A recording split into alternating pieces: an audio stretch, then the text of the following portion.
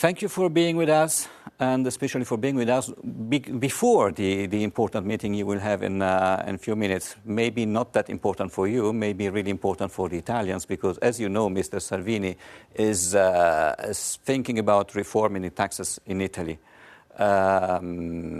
He's proposing a flat tax, and I don't know if you're aware of his proposals in Italy or not, but anyway, you may be discussing this with him. Yeah, it's my understanding that the Northern League, Mr. Salvini, and others are looking to move towards a single rate tax, a flat tax. In the United States, quite a number of the states have flat income taxes, single rate income taxes. And you can compare those states that have single rate taxes, flat taxes, Texas, Florida, Massachusetts, with states like California and New York, which have graduated income taxes. And flat taxes make it easier for taxpayers to know exactly what's going on, to know who's paying what in taxes. So there's a greater sense of fairness and equity. Everybody's treated the same way. You also have a situation where you can't target one small group and raise their taxes, and then 3 years later target another group and raise their taxes. You have to speak to the people of Italy or the United States all together at one time. We're going to raise your taxes, or we're going to reduce your taxes, all of you. I think the flat tax is a great improvement over a graduated or progressive tax. Okay, you have data anyway over the years in order to prove to Mr. Salvini and to the Italians the fact that flat tax is actually working, and it didn't give because the fear they have in Italy is that it will at least initially give a big hole in the public accounts. There are two things. If you simplify taxes and reduce rates, Hungary, for instance, has a 9% rate, I believe. On the corporate side, they also took their individual rates in Eastern European countries down. And when they went to the much lower rates after the collapse of the Soviet Union, they actually increased revenue as people who hadn't been paying taxes begin to pay taxes. You have more tax collection if everyone believes that the taxes are actually fair and reasonable. Unreasonably high taxes, people feel very comfortable avoiding.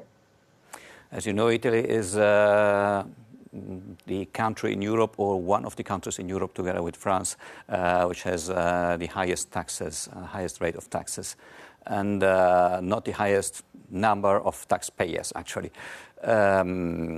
Which advice would you really give Salvini in order to promote this action? Well, to be bold, to go for the dramatic change. You saw in the United States, there were lots of discussions about moving the American corporate rate, which was highest in the world, from 35%, which is what it was under Obama and the previous 7 or 8 presidents, down to maybe 28 or 25. It was President Trump who said, no, we're going to go to 15. And then the negotiations ended up at 21. But 35 down to 21, it's a fairly significant jump and has led to tremendous growth in the United States.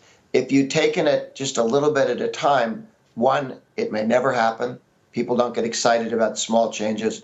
And two, you don't get the robust investment. With lower taxes on saving, work, and investment, capital flows into Italy from other countries, into the Italian economy from under people's beds and hidden bank accounts, into the working, investing economy.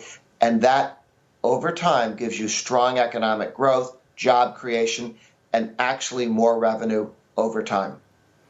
You know that you just fit in between the other meetings which Mr. Salvini has right now. One is with Mr. Pompeo, and the other one will be with Mike Pence just after you. So you are just in between. And how do you will not be talking just about taxes? Maybe you have an important role also in the Republican Party. Is it more about Italy-US connections?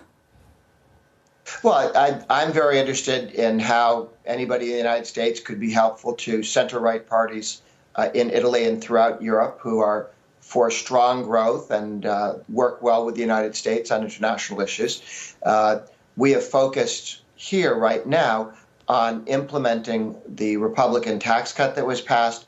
And our next big project is to end the taxation on inflation in capital gains taxation, so that when you buy a house and sell it, or a stock and sell it, or land and sell it, you only pay taxes on the real gain, not the inflated gain. And when that happens, I think you'll see the American stock market go through the roof. Mm-hmm. Who asked for this meeting? Did you ask Salvini to meet you, or did Salvini ask you to meet you? I'm not 100% sure. Lorenzo Montanari, who's an Italian-American who works with us here in the United States, was talking with people in Italy. And we have a meeting in the United States called the Wednesday meeting, where 150 conservative activists get together with people from the White House and the Senate, states, and every week we meet and talk about what's happening. 30 people present about what they're doing. 28 different countries have meetings like this, and Rome has a meeting as well. It's just not as large, but beginning to become better structured so that people in different center-right parties, people in the business community, people who work on lower taxes can all talk together and make sure they know what they're all doing. So we work an awful lot with activists and elected officials in other nations as well.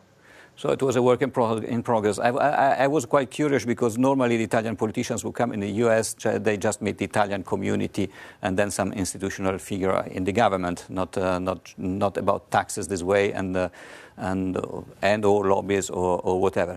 Are you happy with the Trump government right now? I guess so, because of what you said before. You are doing a job with this government. But in the past you said you wanted to reduce the dimension of the state. Is it still the case? Well, it's certainly necessary to bring spending down as a percentage of the economy. And that's the measure you want to get to. The federal government spending over 20% of the economy. We need to get that down towards 10% over the next generation. And we can do that with reforming entitlements, which President Trump has said he's for doing. We lacked the votes in the Senate to do that in this last year. After the next election, we may be able, if we take the House back and elect the president, to do exactly that. It's a big election coming up. It's very important to re-elect Trump if you want taxes to stay down and to go further down. The Senate looks in good shape. The House of Representatives, we need to recapture 18 of the 40 seats that we lost at the last election. Do you think there may be some problems arising from the international tensions which are going on right now? Well, it's always a problem when you have international tensions. The president's made it very clear he's not interested in starting a war anywhere. He was not an enthusiast for the decision to occupy Iraq for the last decades. And I think he's quite right in recognizing that one of the biggest costs to government are wars.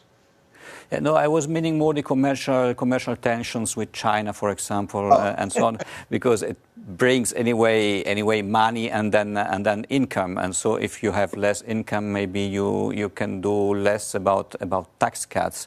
It works for the jobs, apparently, because the promise were kept, but not that much maybe for tax cuts. We have several arguments with other countries about tariffs. Tariffs are taxes. Tariffs are taxes. They are taxes on the American consumer. Usually, and all tariff wars are wars of choice, as was Iraq. You decide to have a tariff war. It doesn't just happen. When you do that, though, it takes two to decide to stop. You can't say, okay, we're done. Because if you got it going, somebody's put up competing tariffs, retaliatory tariffs. We avoided a tariff war with Mexico. We had an argument with Mexico about how to defend our mutual border best. We came to an agreement, no tariffs. We have requests into China to stop stealing our intellectual property, to stop having tariffs and non-tariff barriers on American products going into China, way beyond anything that the United States has. That is ongoing. It is my hope and desire that we come to a conclusion, solve as many of the problems as we can, and then move forward with lower tariffs and lower barriers. Probably not all of the problems of the world solved in one negotiation, but a significant step in the right direction. We also, of course, have challenges with the Europeans, with them not accepting American agriculture products as they ought, some problems with intellectual property, and the idea of those digital taxes, taxing American companies that deal with digital data. We would like to make sure that doesn't happen. Mm-hmm. And the same goes for the Brexit topic. I mean, with the UK exiting or maybe not the European Union, what do you think about? Well, look, England has decided, Britain has decided that they do not want to be part of Europe in the sense of governance. Free trade, yes. Governance, no. We had a similar conversation with Britain when we decided we did not want to be part of their government, we did not want to be part of their king, and we wanted to be an independent nation. We wanted to trade with England, but we didn't want their king telling us what to do. England views Brussels the way we used to view George III, and I think they're being much more gracious about it than we were. We just started shooting. Okay, just the last question, coming back to tax cuts, because you said in some U.S. states you have a flat rate, in other U.S. states it works with progressive taxes. I understand from it that you are actually telling us that in the European Union, it could work with one member state working with a flat tax system and another member state not. But as you know, we have different rules in the European Union than in the United States. Did you actually analyze also the European situation in order to give a good advice to Mr. Salvini?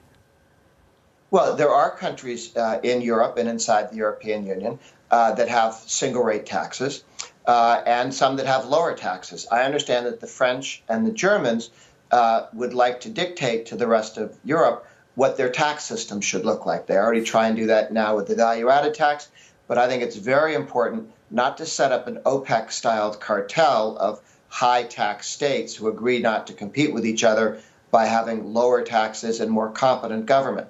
The United States is never going to enter that cartel. It would be Europe consigning itself to drifting backwards in the world competition to create more wealth for people, more opportunities, more jobs. Europe needs a lot more jobs. Europe needs a lot more wealth. Europe is not as wealthy as it could be. In the United States, we have more jobs open than we have people here. And we're going to need more people. We're hiring people out of prisons. We've got a whole bunch of people who aren't necessarily fully American citizens who are working here. We're going to need more people because of our economic growth. Europe needs to develop that level of growth. And for that, they need lower, simpler taxes. And the way to have lower taxes that people recognize are fair is to have a single rate tax. Watch out for the efforts by Germany and France to tell everybody else that they've been stupid and have tax rates that are too high and slow their growth. And so everybody else should do that too. That's not the way it works. Germany and France should look at the success of countries that have lower tax rates. Just another question, because of the lower taxes. I mean, Mr. Salvini is thinking about lowering the taxes first for small enterprises and professionals, and only after for families or big enterprises. It makes different steps anyway. Does it work with different steps, or would it be better to do all in a time? Well, my advice would be to do it all at once, but sometimes the politics of that does not allow. We wanted to go to a 15% corporate rate. We only got to 21 this time. The president said, we can get to 21, we'll do 21, deal. Would it have been better to go down to 15? Yes. If the votes weren't there in Congress, then you couldn't do it. We also made, in the United States, a tremendous first step to taxing small businesses that are not incorporated but pay their taxes through the individual tax rate, and that's about 11 million companies in the United States, are actually people paying personal income taxes, and they run their smaller business, some of them not so small, inside their individual tax rates. We took those rates down, exempted about 20% of that income, so brought down the rates for those. We need to go a little further to get more equity with larger companies, but it was a huge first start.